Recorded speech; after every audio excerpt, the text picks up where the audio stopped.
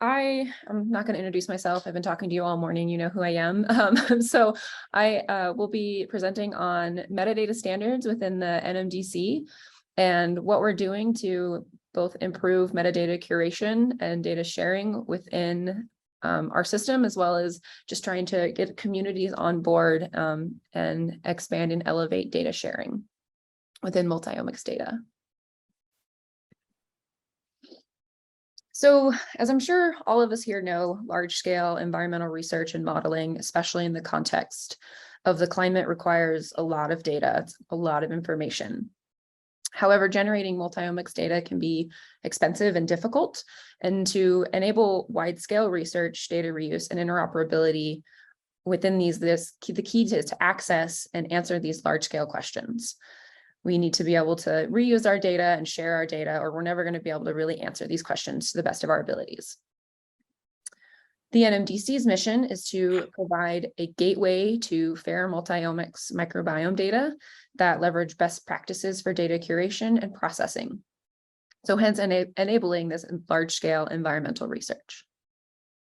This project is a collaborative effort across multiple national labs, as well as engaged really closely within our research community. Oh no. Oh, one moment. I have a TV on. There we go. Okay. Hopefully you won't lose my screen now. Where was I? Yeah, so we have this collaborative effort across multiple national labs, as well as engage closely with the research community to understand the needs in order to make sure that metadata is shared and understood. And so you can kind of think of the NMDC as like a card catalog for microbiome data. We provide a place for researchers to search for samples across multiple projects and different data and sample types.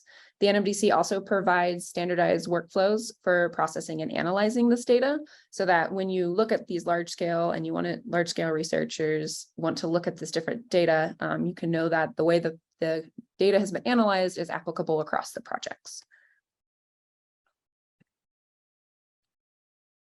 So how do we find data and how do we make sure it's interoperable and comparable?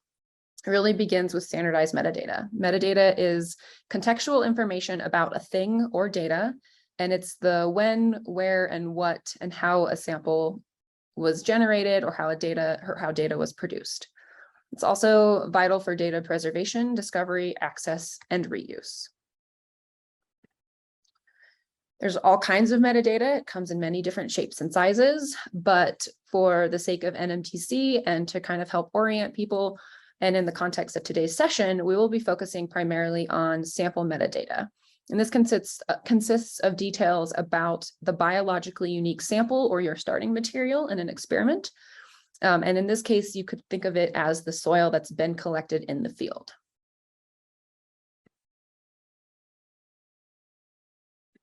There we go. There's also preparation metadata, which describes an analytical sample. So this would be like your extracted DNA or your metabolites. Typically, there are one to many biosamples to analytical samples when thinking of the context of omics data, right? You have your one soil sample that gives rise to the DNA that you do metagenomic sequencing on and the metabolites that you put onto the GCMS. And so there's a one-to-many relationship there. And that's just another type of metadata. Data processing and feature metadata provide contextual information about how data is processed and analyzed. And these three topics, so the data processing, the feature, and the preparation, will not be covered in today's session. So again, bringing it back, we will be focusing on sample metadata information about the biomaterial, which is the soil that you have done an experiment with.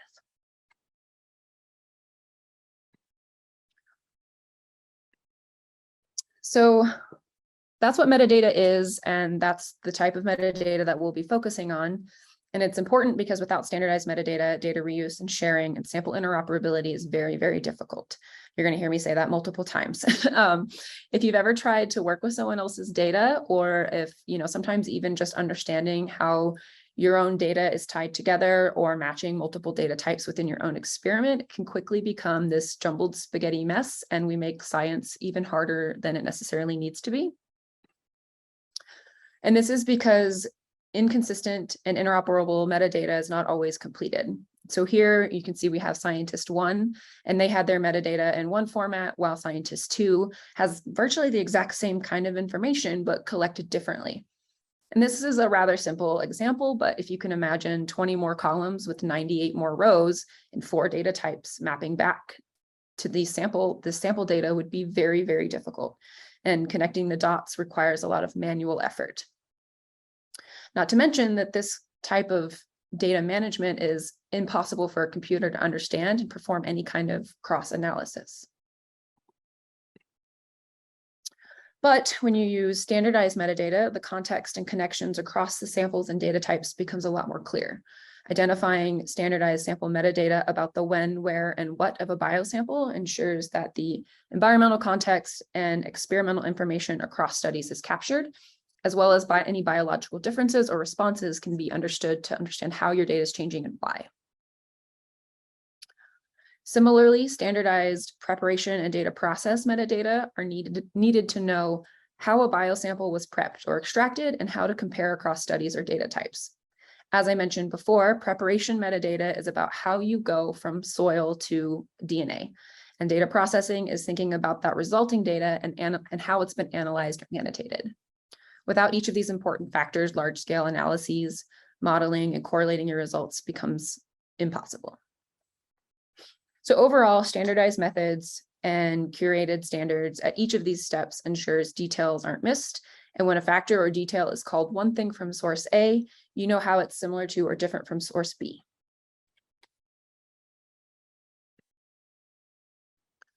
So now that our scientists have standardized their metadata, you will be able to compare your results of their studies and perform a much larger analysis. Again, thinking about this simple example, we've all probably done really large scale experiments here, and this is a much easier way to manage that information.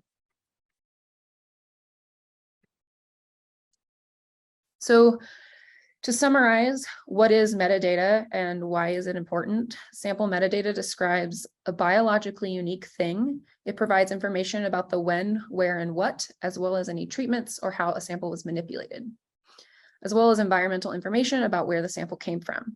And all of this is required to make your data fair, findable, accessible, interoperable, and reusable, and to expand scientific research. Now, within the NMDC, to accomplish this and improve standardized practices, we have leveraged 3 existing sample metadata standards, and these have all been used to develop our sample submission portal.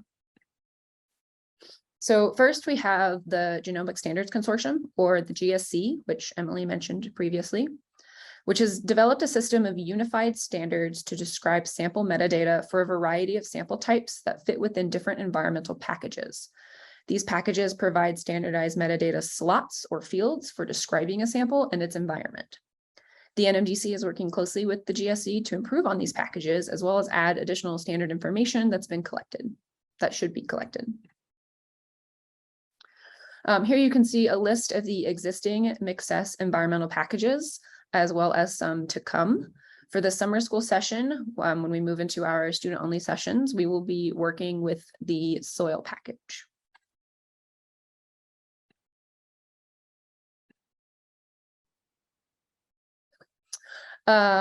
For standardized terminologies or ontologies, the Open Biological and Biomedical Ontology, or the OBO Foundry, has generated a suite of standardized terms for identifying samples and their environmental information.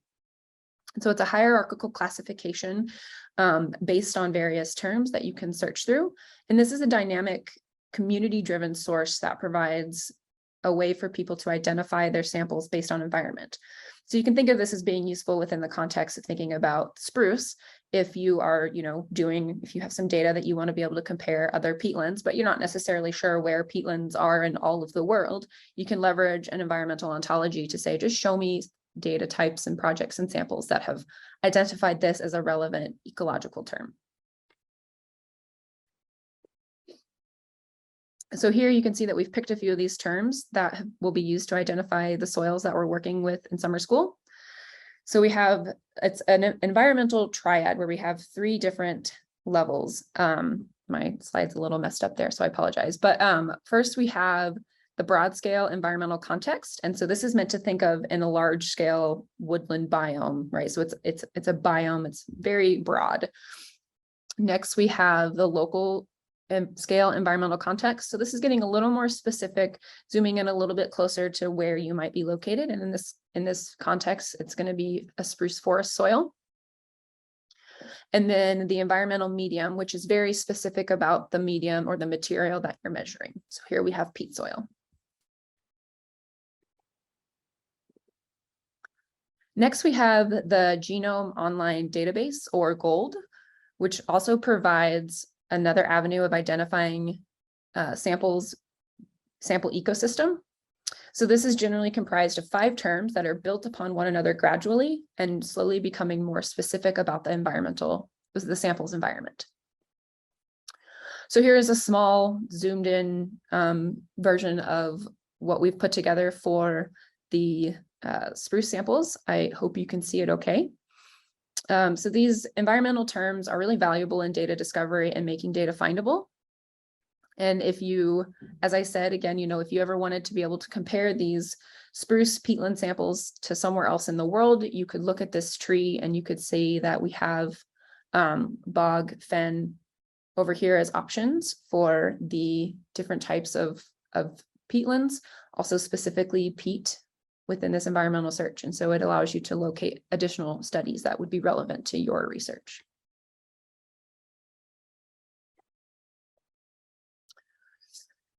So when we get to the NMDC submission portal, which you'll see a snapshot of coming soon, we've kind of done some work to help simplify and direct people when they are working on the submission portal.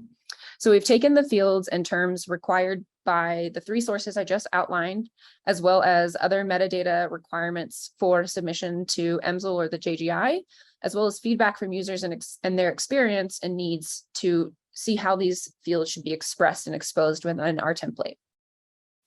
And so we provide a single spot for somebody to input their metadata and manage it in a machine readable way. So the template is composed of 6 different categories. The first category, identification. This is to basically just identify your sample and provide the environmental terms ontology terms that I was just mentioning. This is just information. You provide a unique identifier, some kind of human readable identifier, identify what types of data might be associated with your sample. And then we have EMSL as well as JGI fields. And so, as I said, this is a place for you to be able to leverage this NMDC submission portal if you are submitting samples across the user facilities so that you do your metadata one time and in a consistent manner that remains interoperable across all of the researchers that would be exposed to your sample and your data.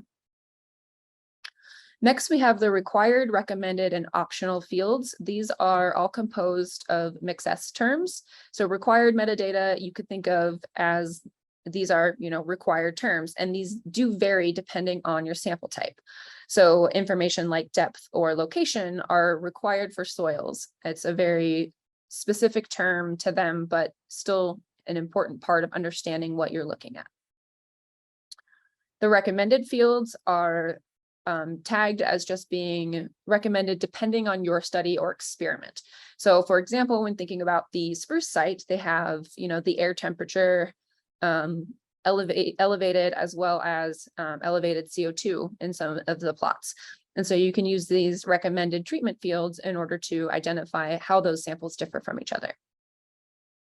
And then last, we have optional terms, which are kind of been seen as like non-essential / don't get used very often. But I want to emphasize that this doesn't mean that they're not important, right? If you're doing a pH study, pH is very important to your research, and that field's going to be required for your study. And so it's just a way to help guide and navigate across this submission portal, as well as understand how information fits. But want to recommend that you always make sure you read through the fields and understand what could be valuable and what somebody could need to leverage for your samples.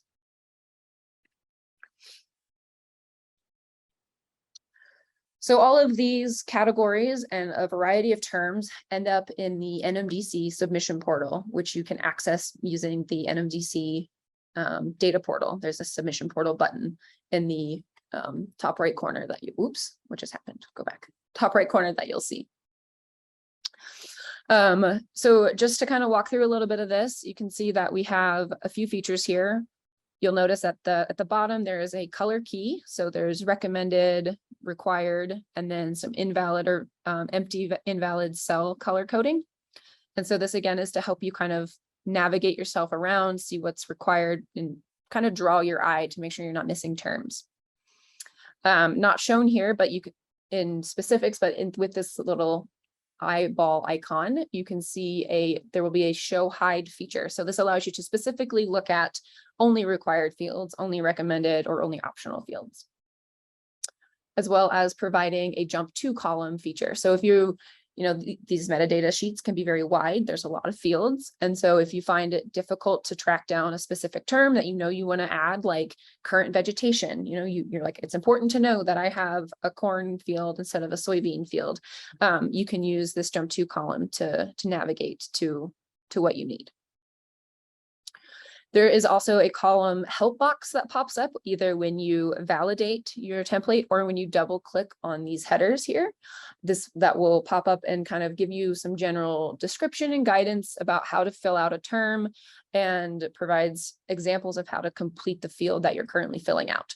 And so this gives you some real-time feedback and information, which is also offered with the validate tool. Click on that and your cells will highlight according to the color below, and you can step through anything that might be incorrectly formatted or missing for your project in your samples. So again, I just want to emphasize that we recognize that metadata can be a daunting task and it's sometimes left for the end. And so we've implemented all of these features to make this as simple as possible and direct as possible for researchers. And I just want to also point out that becoming really familiar with the template you're working with and what's important for your samples is going to help you in the process of generating interoperable and consistent machine readable metadata. So by using the NMDC submission template, you can ensure that you're providing accurate and concise sample metadata across the DOE user facilities and sample metadata that adheres to the NMDC schema for submission. But you also provide this information, by also providing this information and consistent sample IDs, you're ensuring that your data will be interoperable and limit the time you need to spend matching IDs or dealing with the spaghettiness of science. The NMDC is leveraging existing features and ontologies and working closely with multiple institutions to improve metadata collection and data storage across the DOE's according to the DOE fair data policies.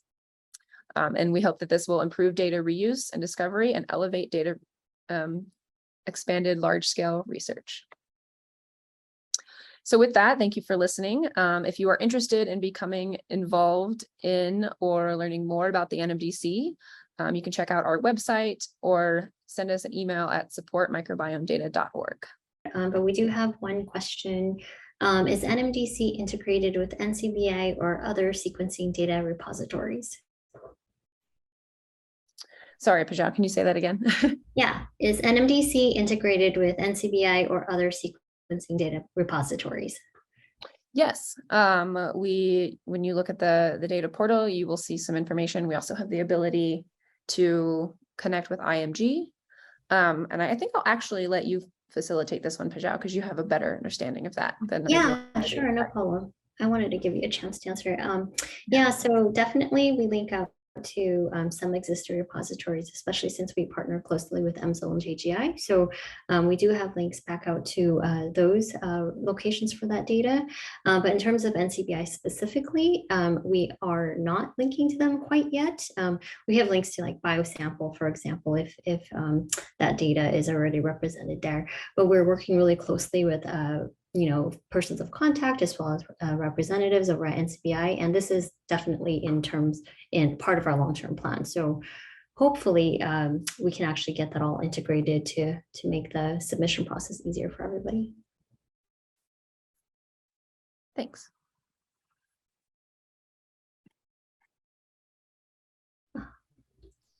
Don't actually see any other questions, but okay. Yeah. Well, I mean, it is pretty much lunchtime, so I'm sure people are very much ready for that. So, yeah, so we were only 5 minutes early. So with that, we can end our morning session, morning and public sessions. Does any of our plenary speakers, or does anyone want to add anything additional or say anything else before we give some closing remarks?